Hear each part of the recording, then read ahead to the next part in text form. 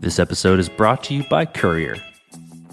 Your application speaks to your users with notifications, but what do you do when your users each respond better to a different channel?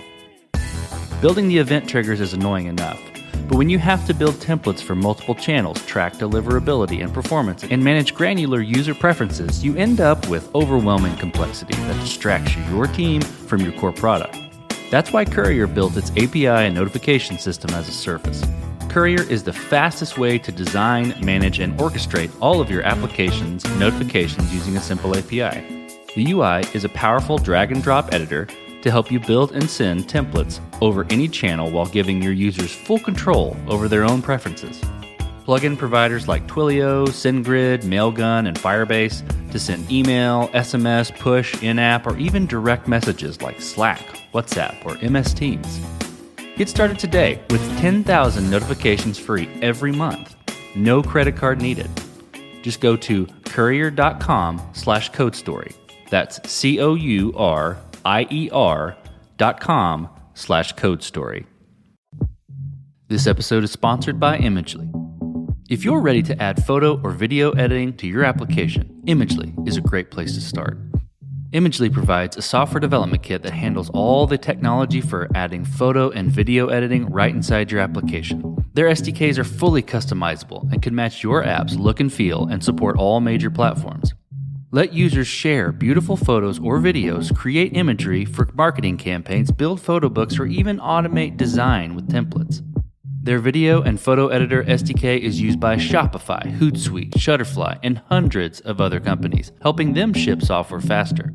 The Imagely Software Development Kit is the fastest way to add photo or video functionality to any application. Visit img.ly/codestory today to try the web demo. That's img.ly/codestory.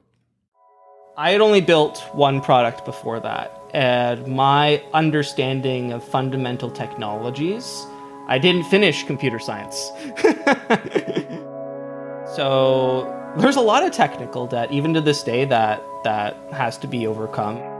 Like V1 was jQuery, Ajax, and PHP, and just kind of takes a couple seconds to load something. You add it into the DOM manually, and it sends an Ajax request, and it updates the database, and then comes back. So again, it wasn't about making it perfect. It was about making something that worked. My name is Adrian, and I am the CEO and founder of Groundhog.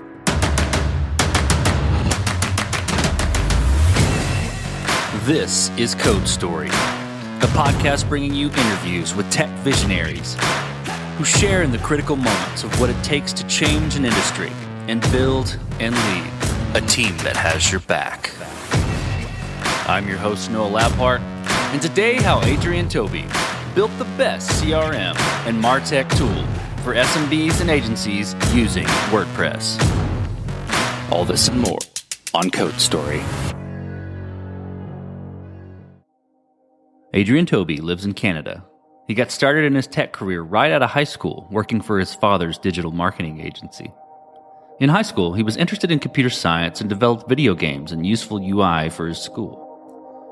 Prior to digital marketing, his father was a jazz musician, and Adrian followed in those footsteps to play the trumpet.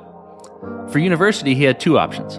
He could go to school for computer science or for music, and he ended up choosing the latter. During school, he was working full-time for his dad's agency, building websites, email campaigns, and such. While he was doing this, he built his first product called FormLift, which is a WordPress form builder for Infusionsoft.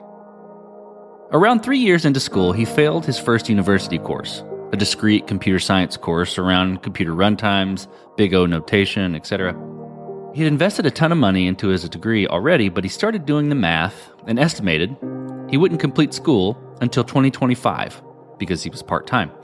With that in mind, he dropped out of university and thought, what next?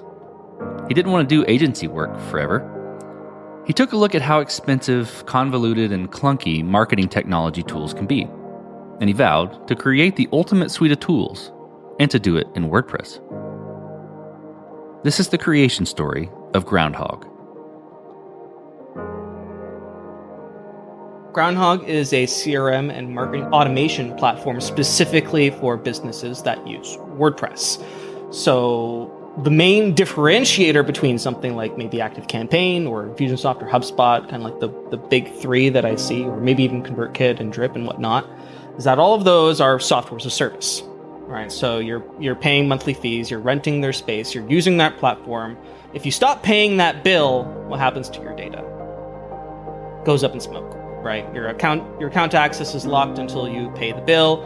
You can't export any of the information. You can't bring it. You can't port it over anywhere. The only thing that you could feasibly export is like your contact list, but any like the emails, the automations, all that stuff, it's gone.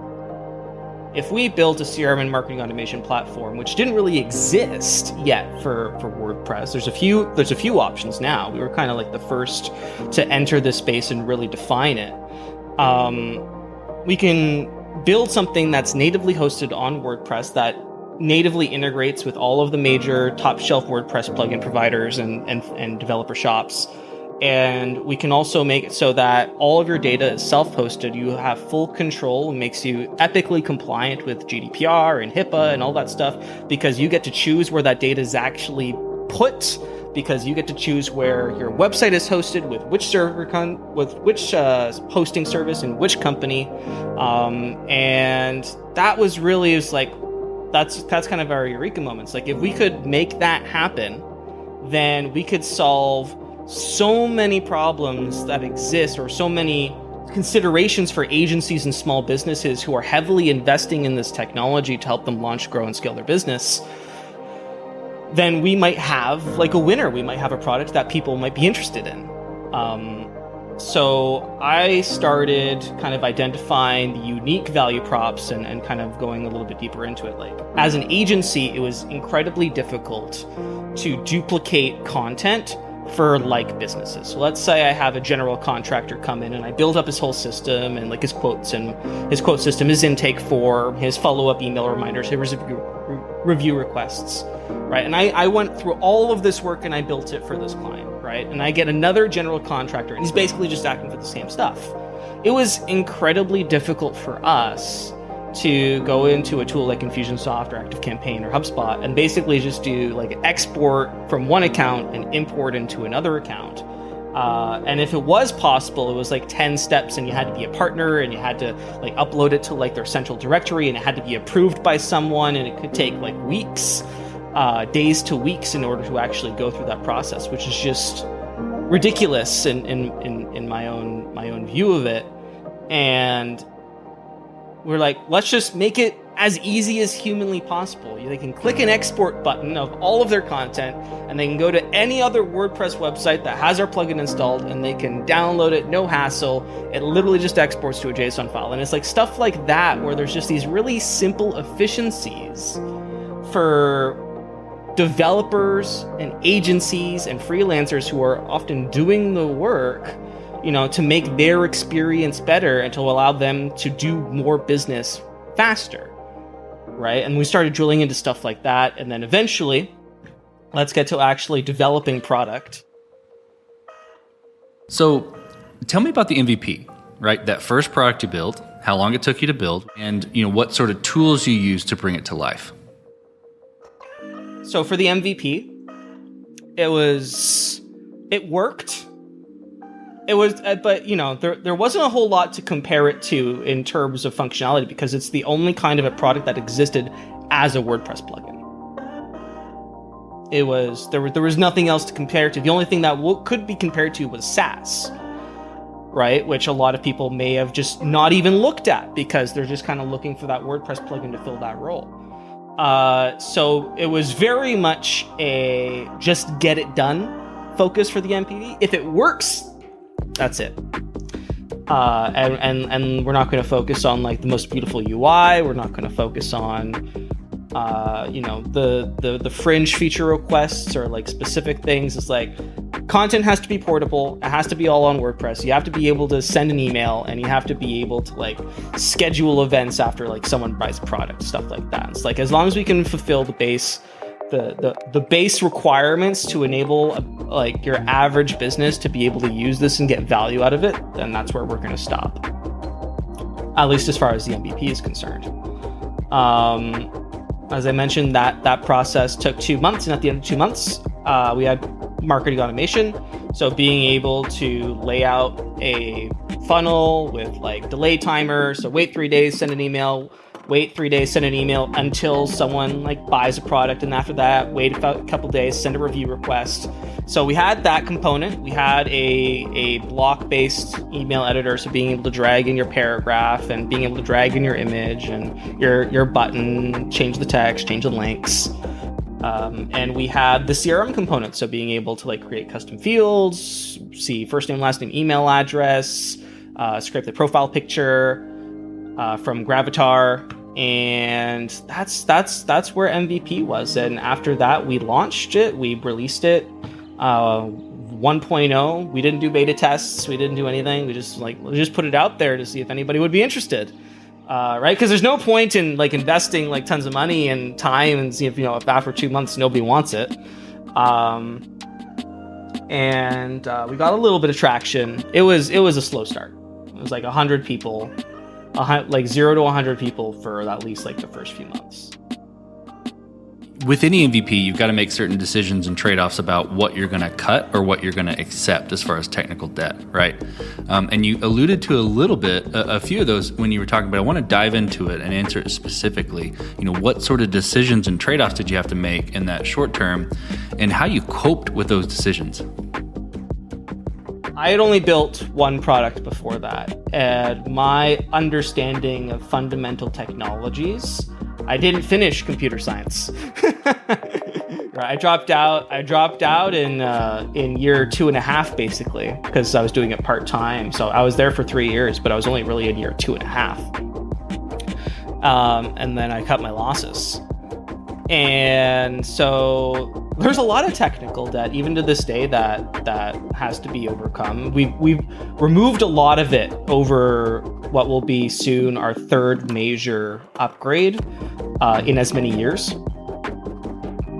For example, everything now is like React or Vue.js or like these awesome JavaScript libraries for creating beautiful UIs.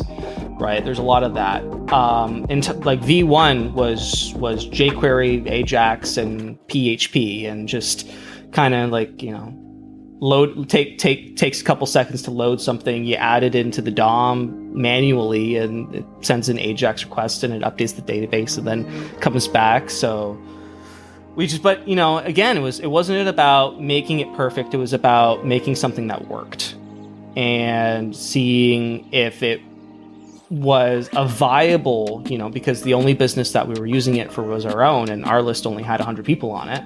We wanted to make sure if we were going to invest time in this, that it would be viable for someone with like a list of 500,000 contacts on it, which it is, by the way. And so that would be the major trade-off, but not necessarily a trade-off, more just like a lack of my own personal knowledge. I didn't invest time in learning libraries or learning new stuff. I'm just like, this is what I know, and this is what I'm going to use in order to get this out the door. Right? And again, I'm doing it myself. I didn't have any other developers at that point in time. And fortunately there's help now. But it was just relying on what I knew. I didn't even know that React existed or like Vue.js was an option. Like I wasn't even consciously aware of these great tools that exist now to improve the development process, or like Webpack or whatever. And Gutenberg for WordPress, which is their new WordPress editor, which is why kind of like the entire WordPress ecosystem is moving towards using React as a lot of the UI components, didn't even exist yet. So yeah, a lot of, and the one major trade-off, and again, this comes to my own personal skills and ability at that point in time, was a lot of our competitors, when you build marketing automation, you're in ActiveCampaign or you're in Infusionsoft, you have like this flow chart, right? You can drag in nodes, and then there's like arrows and conditions and stuff like that. And I had no idea. Like no idea where to even begin with that. So the way that we approached it And also, I thought this was a good way to approach it, because a lot of the time we saw that the whole flowchart thing tripped a lot of newbies up. It trips businesses up because they end up building these flowcharts with no exits, accidentally, not on purpose. And based on my own skill level, it wasn't even possible to build something that would allow them to do that.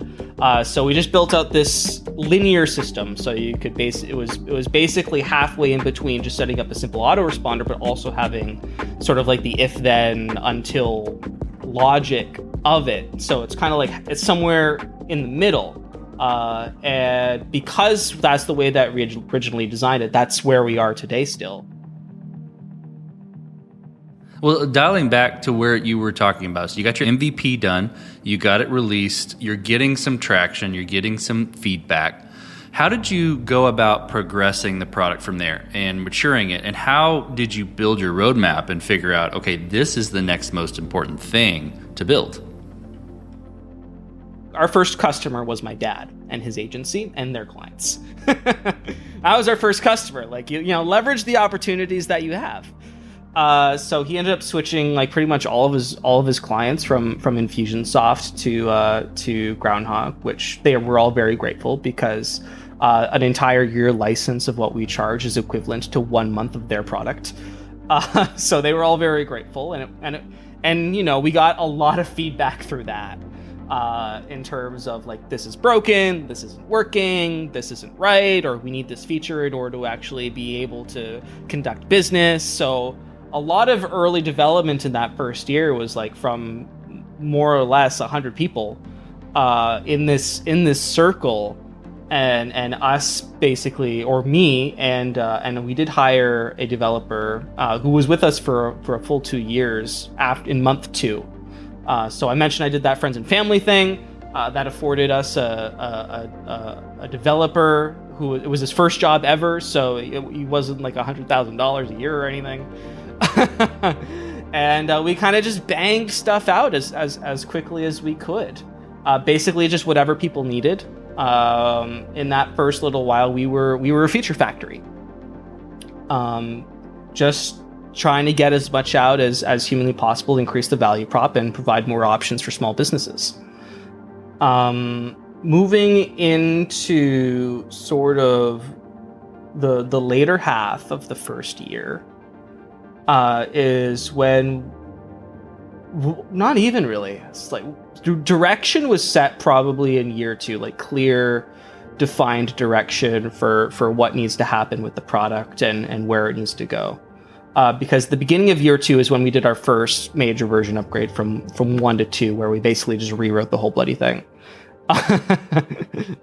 And added a whole bunch of like reporting features. That's one of the major drawbacks of a lot of these platforms, is that the reporting is always subpar. Like the information is there, the data is there. It's just so incredibly difficult to view it as a business owner in a format that enables you to make good business decisions. For example, take ActiveCampaign or Infusionsoft. With their flowchart editors, you can create these epic campaigns and epic automations. People go in, people come out. But trying to find out how many people went in and how many people came out and what that meant for revenue, and how to correlate revenue to specific emails with open rates and whatnot, is just mind-bogglingly difficult. You have to go into like 3 different screens, and then you basically have to have a spreadsheet open at the same time, plug in the numbers, and do all the math yourself. And it's like, I don't got time for that. So in 2.0, we released this whole dashboard, which basically took the most relevant metrics from the funnels, from the emails, from everything, and we give conversion rates, we give revenue per email, we give orders per email, we give add to carts per email, we give donations per email, per funnel as well. So we built this entire tracking system to basically correlate between all of the relevant top shelf WordPress plugins like WooCommerce, EDB, GiveWP, and basically anything that collects money, and be able to tie that directly to which email did a person open, which immediately led to this purchase, so we can give a much clearer view of the customer journey, so that a user, an end user, someone who's using Groundhog and looking at reports can go in and see, all right, well, there's 3 emails in this funnel. This one is getting a 50% open rate and 30% click-through, but this one is getting a 60% open rate, but 0 click-through. What's up with that, right? And there's absolutely 0 orders for this email while there's 3 for the other one. It's like, what's up with that? And them being able to say, hey, that's probably a hole, or there's probably something wrong with that email. Let's go and change it. Well, let's switch to teams. You mentioned hiring, a developer, right? How did you go about building your team, and what do you look for in those people to indicate they're the winning horses to join you? Honestly, if I were to go back and do it over again, I'd probably do it differently. I did it in like such a dramatic I was very dramatic. It was very dramatic the way that I did it. Too dramatic for the size of business that I was, right? It was just me at the time, and I'm like, all right, well, I need help. Let's go find help. So we hired locally. We did it locally. We had an office at that point in time. We're remote now. And we put out a job listing on Indeed, and we had like a group of people come into the office. We had like, I think maybe 7 or 8 people come in, to all developers. And I posed them a question. I'm like, how would you solve this problem? You have 30 minutes. And then they wrote out their solution on a piece of paper, and I looked, and whoever had the best solution got hired. And honestly, that was, I mean, the person who I hired was great, and he was with us for 2 years, and he did a really good job. But that was just so dramatic. That's like some Google level stuff, and I'm like, I wouldn't do that again now. It's embarrassing, really. And honestly, it was just us for a long time. Well into the end of year 2. It was so throughout year 1 and well into the end of year 2, it was just us.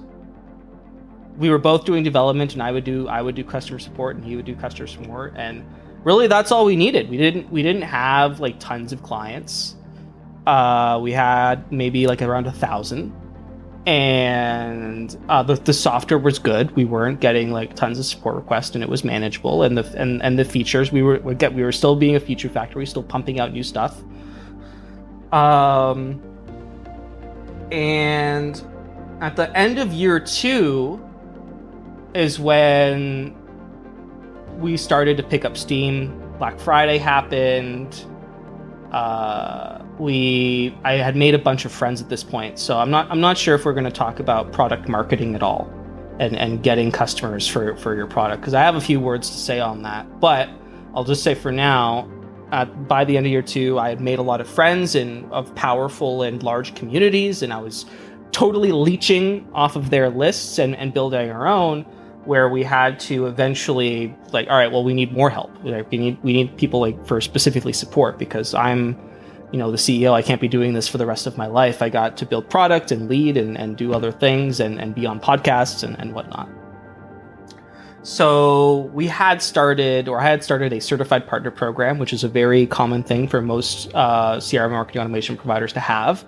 And we have around 40 or odd certified partners at this point in time. And we basically put out a call to people in our Facebook group. We have a Facebook group that has 1,500 people in it. And we're like, hey, listen, we need to hire someone for customer support. Is there anybody who uses our product that needs a gig? A friend of mine, Chris Badgett, who's the CEO over at Lifter LMS, which is like the second largest LMS plugin for WordPress, he said, the first place that I always go to hire is in our own community. And I'm like, oh, that's a good idea. The people who already use your product know it best. So I went to our list, and lo and behold, we actually brought on a certified partner to be one of our customer success people. Her name is Jessie. She's great. And then after that, basically hired in a much more standard format, put out a job listing, put it out to the community as well. We hired contractors, we brought on people salaried, we brought on developers, let go developers. It's been The team has grown, the team has shrunk based on demand and based on needs. One of my most recent HR experiences was in year 3. Well, at the end of year 2, it was time for, as I mentioned, another major version upgrade to get rid of a whole bunch of technical debt. And I had this grand vision of Groundhog 3.0, which would be fully React. We'd eliminate the tech debt. It would be beautiful. It would have the flowchart thing. It would have this wonderful block-based email editor that was a major improvement beyond what we had, and it would be done in 3 months. That was my grand vision at sort of the end of year 2. So we had, year 2 was profitable, actually. So year 1 we lost money, as most tech businesses probably do. But year 2 we made up for it and then some. So we had cash in the bank. I'm like, well, let's go hire some people to make this happen. So that's what I did, pricey people, and they did good work, but it wasn't fast by any stretch of the imagination. So after 3 months, not even anywhere close to anything releasable. And then another 5 months goes by, same story. It's further, but it's not there. And I'm paying US salaries now for React developers, which I'm not sure if anyone on this call is familiar with the going rate for React developer, but it's not inexpensive. And I'm a small business at the end of the day, and we work with small businesses. We're not this has been a bootstrapped venture from day one. Mine is the friends and family loan, right? But there's no venture capital coming in to fund this project at a loss for whatever. So, at a certain point, it's like, well, I'm looking at where 3.0 is, in terms of production, and I'm like, you know what? If I eliminated React and I did it the way that I know how to, I could probably have this whipped up in a week. Right, just using good old-fashioned, template literals and a little bit of jQuery and a little bit of ingenuity and handling event listeners manually, I could probably have this done to some relatively acceptable fashion by the end of this week. And so, at nights, going back to my kind of all-nighter schedule, I whipped something up in a week. Now, it's not a finished product by any stretch of the imagination, but it was already further than the previous 8 months of React development with not cheap developers. And at that point, it's like, all right, it does not. And then, I'm looking at how far there's probably still to go, and investment, and operating the company at a loss, essentially, to cover the extensive development costs. And I'm like, this can't go on, right? It's not sustainable. So we ended up, that was a tough decision. It's like we invested well over $100,000 at this point into this project with this React team, and it was tough. But that's the call. If it's not going to get done, then but you can do it a different way, and you can do it for cheaper to reach 95% of the same results. What's the call? Right? What choice do you really have? So we ended up laying off that team and moving directly to just kind of good old-fashioned get her done mode. And we are basically imminently away now, within 3 months, which was the original goal, to get something out the door. And we actually just shipped a not a major release, but a minor release with some of the stuff that we've been working on, and the reception has been ecstatic. It was it's painful. It was. And it's also the sunk cost fallacy, right? I had invested so much, at month 3, I'd already invested basically $30K, because we hired a contractor to kind of get the boat started, and he was $15,000 for the month. And I'm like, okay, we have it. Sure, why not? and then it kind of added up. This episode is sponsored by Routable. Are you interested in joining a team that encourages intellectual curiosity, problem solving, and openness? Not only that, but one that provides the support and mentorship needed to succeed, learn, and grow? Meet Routable. The team at Routable has built a world-class platform for modern bill payments, payouts, and invoicing. Routable helps companies speed up their business payments using a secure invoice and bill payment system. And not just for accounting groups, the company is solving problems for the CFO, controller, the accountant, and the developer. Routable is engineering-led and fully remote. They're looking for the best engineers and operators to join their team and drive forward their mission of removing the burden of business payments. To apply today, go to routable.com/about and click View Open Roles. That's routable.com/about. Check out Routable today and join a team who's changing the face of business payments. This episode is brought to you by CTO.ai. You guys know that I interview a lot of great builders on this show. And one of the most important aspects of a great code story episode is how a team works together to continuously deliver a great product.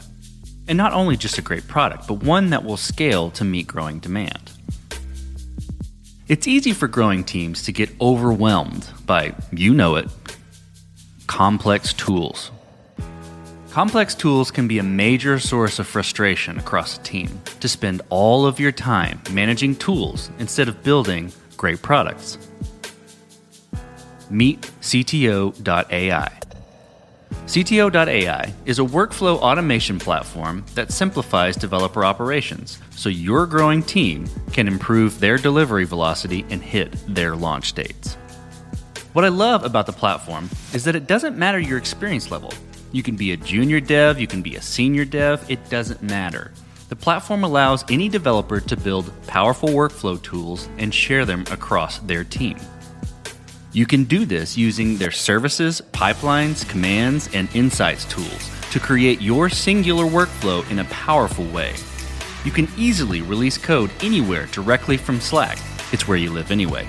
Automate live previews of new feature changes, and measure your integration, your CI/CD, cadence, and stability of all of your products. So who uses CTO.ai? The best and most sought-after startups in the land.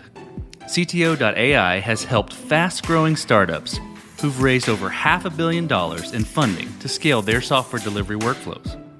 Find out how they can help your team workflow smarter, not harder, by visiting go.cto.ai/codestory. Well, let's flip to scalability then. So how are you approaching scalability when you're building your product, and are you fighting this as you grow and get traction?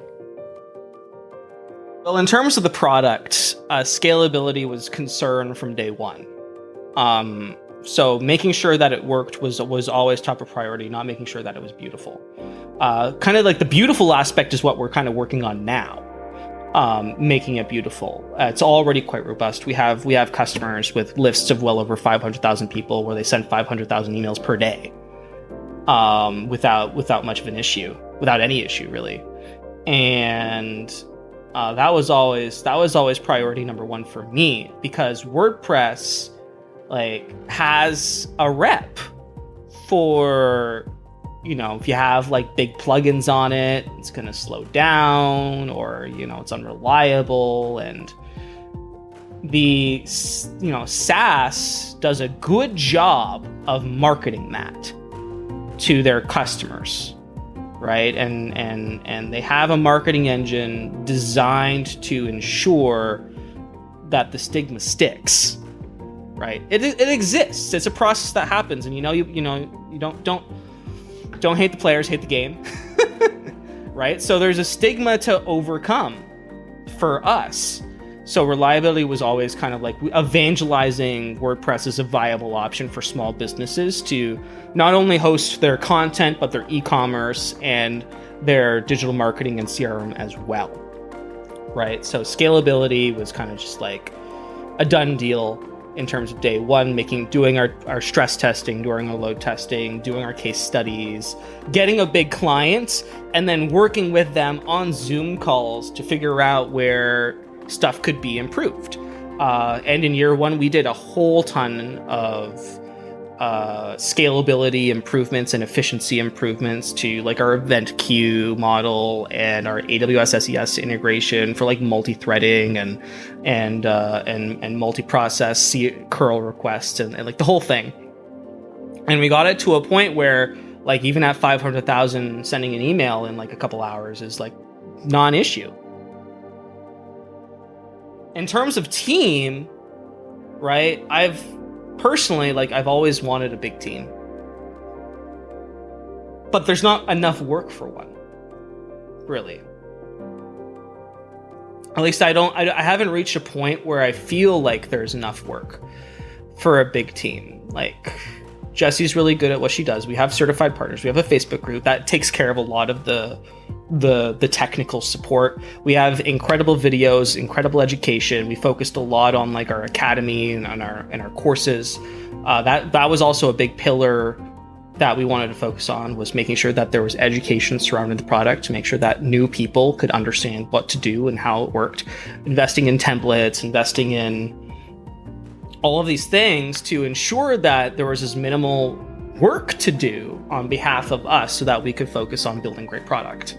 And to an extent, that's still true. And I hired a big team. That's what for 3.0 was, and it didn't work. And here I am being a small team again, getting more work done, getting it done faster, right? And we're certainly enough to handle the amount of people that we work with and be profitable, which is important, right? We're a bootstrapped organization. We can only spend what we make, which is around 25K USD per month, which is where our current MRR is. And yeah, so in terms of scalability, if it gets to like 1 million MRR, then that's a little bit different story. I think we have a ways to go till we get there. I wish it would be there overnight, but that's not usually how it works. Or if someone writes me a $3 million check, that'd be nice. But I digress.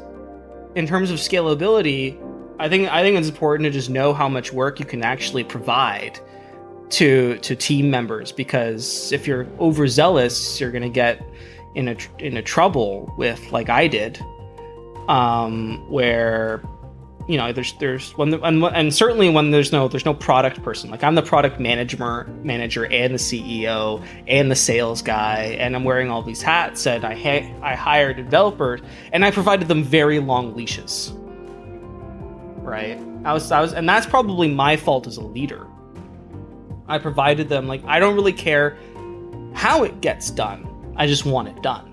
Was basically what I did. And I thought, because I have experience, or not direct experience, but I've seen other people be micromanaged and those who micromanage them, and that doesn't work, right? And I think I overcompensated for that by giving them absolutely kind of like free reign to get it done however they saw fit, and that ended up, that's what turned what should have been, or at least what I ideally believed would have been a 3-month process, into an 8-month process that was only half-baked. Well, as you step out on the balcony and you look across what you've built, what are you most proud of? The fact that we have been able to assist small businesses launch, grow, and scale their lists, who would have otherwise been unable to. Our price point, the fact that we are self-hosted, and the fact that you own the data has enabled many more businesses that would have otherwise been unable to have any software leverage CRM and marketing automation to grow their businesses. This is specifically true in European countries where GDPR came in and basically stopped anyone from using American-based CRM and marketing automation companies that didn't have servers out in Europe. And if they did, they were expensive. We're talking 150 plus a month. A license for Groundhog is at most $40 a month paid annually. And so many businesses have been incredibly grateful to me personally for even making this, regardless of how it looks, so that they can use it to grow their business. And I think that's probably one of the things that I'm most proud of, is just the fact that, the only reason that we built this product in the first place was so that we could help people. And that's kind of just where I've always come from. It's like, as long as the product can help people, we're doing our job, right? We're not here to be a billionaire, although that'd be nice. I'm not, as long as we can help people, we're doing our jobs right. So that's what I'd say I'm most proud of. Well, let's flip the script a little bit then. So tell me about a mistake you made and how you and your team responded to it. Well, I think the biggest mistake to date was investing as much as I did in the 3.0 process. And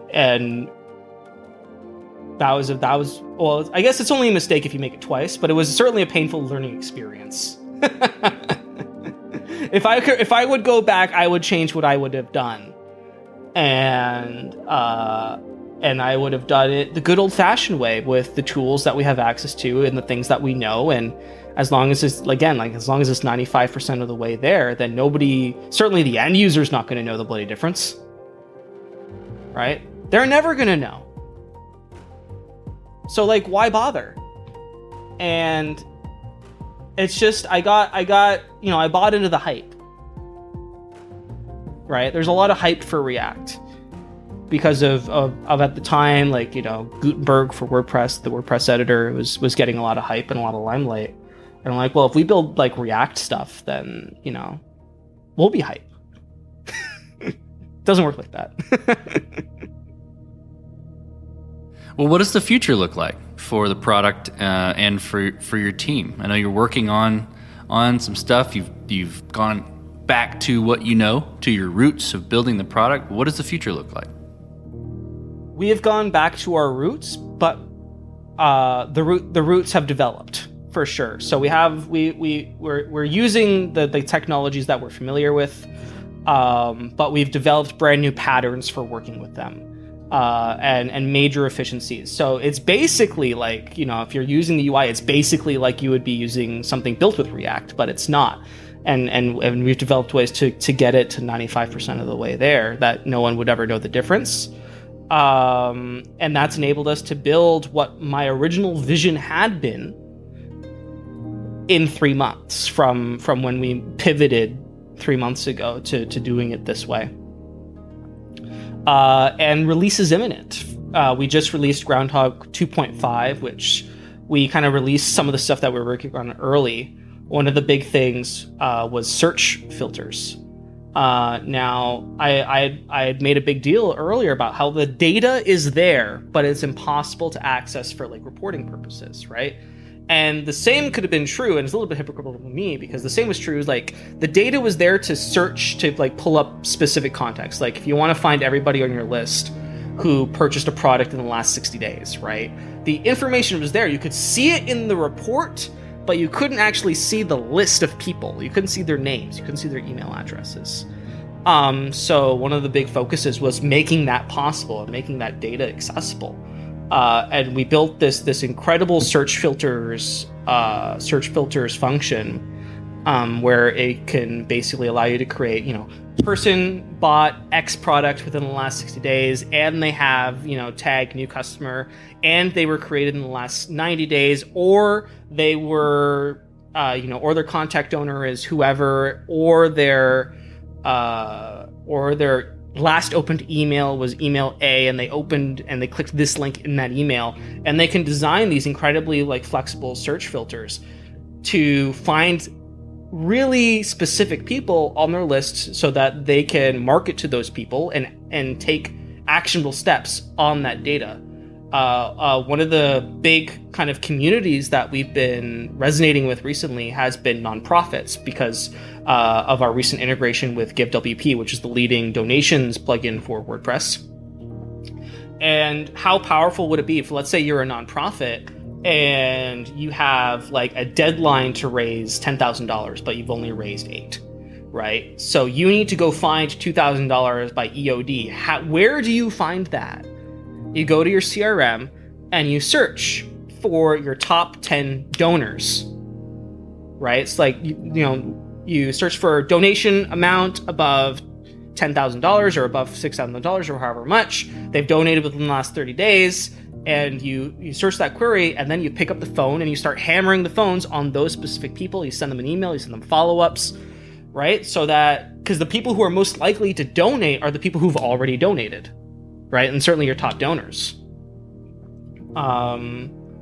And that's what you can do now with like that search filters feature. So not only do we make our own data accessible, data within the CRM, we make the data of other plugins accessible, which a lot of them don't. They're great plugins, but CRM and that kind of thinking about actioning on that data is just not what they do. Right? They're focused on like membership, or they're focused on donations, or they're focused on things. They're not focused on making data actionable from a marketing standpoint, which is our job. So we make the data in everybody else's platform accessible, and that's kind of the road that we're going down. So not only just making the platform beautiful, and making it a lot more user-friendly and a lot more accessible to people who are not developers or agencies, but kind of just like your Joe Blow average business owner, but making the data of everybody else's platform accessible where it just wasn't before. Let's switch to you, Adrian. Who influences the way that you work? Name a person that you look up to and why. I'm a self-taught guy, right? Like I learned code through YouTube videos and through Stack Overflow. I went to university for computer science, and I don't think I learned. I learned Big O notation, which I suppose is helpful. Actually, we're designing our event queue, and like, all right, well, this would run in O2, but this would run in ON+1. Right. So let's do it this way. But in terms of influences, I mean, I'm a developer, but I am also a marketer. And I feel like I receive more influence on that half of kind of like my job description versus being a developer. I have what I like to believe is a unique development style. All of the frameworks, all of the libraries, all of the code patterns maybe are borrowed from other people, whether consciously or subconsciously, but certainly a lot of them I've developed just over time on my own, and they've worked very, very well. But in terms of the marketing side of things, my dad, for one, he's a digital marketing agency. He knows a lot about it, and he worked with people like Joe Vitale and kind of like the old boys club of early digital marketing from like 2008, 2009, and certainly got a lot of my my marketing skills from there. Russell Brunson, ClickFunnels is okay software, but he is a next level brilliant marketer. Grant Cardone, Joe Vitale, like I mentioned, and certainly also borrowing concepts from other business owners within kind of like the WordPress plugin community, like Vito Peleg is a friend of mine, Chris Badgett. Oh my God, I leaned on Chris Badgett as a business owner, kind of like for business influence of how to run a WordPress plugin company. I leaned a lot on him. Chris Lemma. I went to Chris Lemma's event, Cabo Press, and I met pretty much like WordPress top brass there. I remember, so back in year one, for everything in Groundhog, for kind of like the full all access suite, we were charging $200 a month, $200 a year, not $200 a month. So like a little bit under $20 a month, right? And nobody was buying it. Nobody. Like I mentioned, we had maybe 100 to 500 people for the entirety of the first year, which, I want to make money. That was not how to do it. And I was invited to this event through Chris Badgett, the CEO of Lift LMS. And I went and I brought my product. It was bring your problems, leave with solutions. So I brought kind of my laundry list of here's all the things that aren't working, mostly just to do with marketing and sales. I'm like, hey, listen, I have this pricing model. We are the most affordable CRM marketing automation solution for small businesses on the market. Why is nobody buying it? And I basically posed the question to every single person at the event. There might have been 60 people there. All of them very successful WordPress plugin business owners, certainly much more successful than myself, or else they probably wouldn't be there. And every one of them said the exact same thing to me. It's it's not expensive enough. It's but don't people want it to be inexpensive? They're well, that's what most people think, but you'd be surprised. Double the price. Watch sales go up. And I asked everyone. They all said exactly the same thing. So I came back, and the next day I literally doubled the price across the board for everything. And then I removed stuff from our free version. We have a freemium version as well. That's available on the WordPress.org repository. And we took a whole bunch of features out. We made them premium. And then we took a whole bunch of features out of the $200 plan, and we moved it up to a $400 plan, and literally just changed the whole model overnight. And literally the next month we doubled. So in terms of business influence, certainly, so a lot of the WordPress professionals that I mentioned, but from a developer standpoint, I can't really name anybody. Well, last question, Adrian. So you're getting on a plane and you're sitting next to a young entrepreneur who's built the next big thing. They're jazzed about it. They can't wait to show it off to the world. Can't wait to show it off to you right there on the plane. What advice do you give that person, having gone down this road a bit? I've been giving a lot of advice recently. I've been giving to people within the WordPress plugin ecosystem with similar products to mine, and there's enough room for everybody. It's a big enough pond. There's WordPress is predicted to be 50% of the all websites on the internet within the next few years. So it's a big enough pond, right? And I meet people and I get on call. I'm like, hey, listen, what's your struggle? And 9 times out of 10, it's well, nobody's buying it. It's well, how do I get sales? How do I market? How do I, a business is only a business if you're selling stuff. Otherwise, it's a hobby, right? And there's a lot of VC companies out there financing really expensive hobbies, right? So, and I usually say the same thing to a lot of them. It's well, who's your audience, right? You got to know what you're selling to. You got to know what their needs are. Most 9 times out of 10, they have no idea. Is it an agency? Is it a small business owner? Is it a mom? Is it a father? Is it a son? Is it a student? Is it a course instructor? Is it a creator? Who is the person? And once you've identified the person, the way that I built my audience, and this goes into how I kind of marketed for year one, how I built my own audience was through other people's. I identified, who's my audience? Agencies. Digital marketing agencies. They're the one who knows how to do the product best. They're the one who knows how to get results. They're the one who can read the reports and analyze that to make good marketing decisions. Small businesses can do that to a degree, but that's not they're busy doing other stuff, right? So let's just get on agencies. So what do? I contact a bunch of podcasts that run podcasts about agencies or for agencies or their agencies themselves. And I basically just do this circuit. I email them. I get 10% people respond back to me, and I get on a call, and I build my audience basically by leveraging theirs. And over time that builds up my own audience, and then I can leverage that audience. And then I kind of pass the buck forward, and guess what? Other people come in, they speak with me, and they leverage my audience. Right? And That's kind of like probably the number one, because so many developers, they have great ideas, but we're often way too involved in our own products to see sort of like the big marketing picture.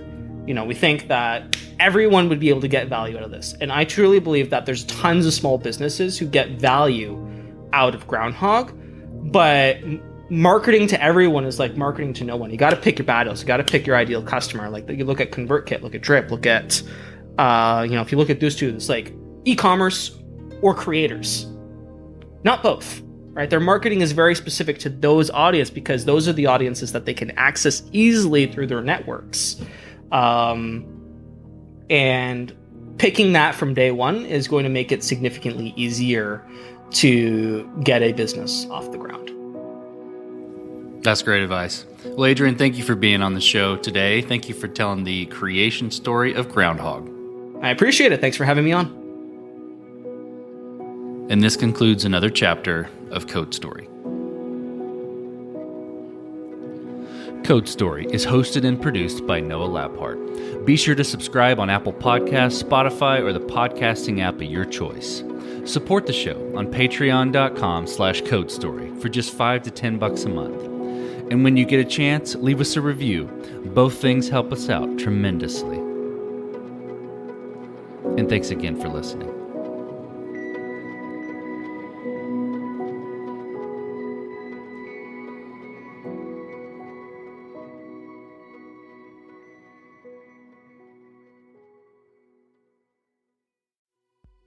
This episode of Code Story is sponsored by Cloudways.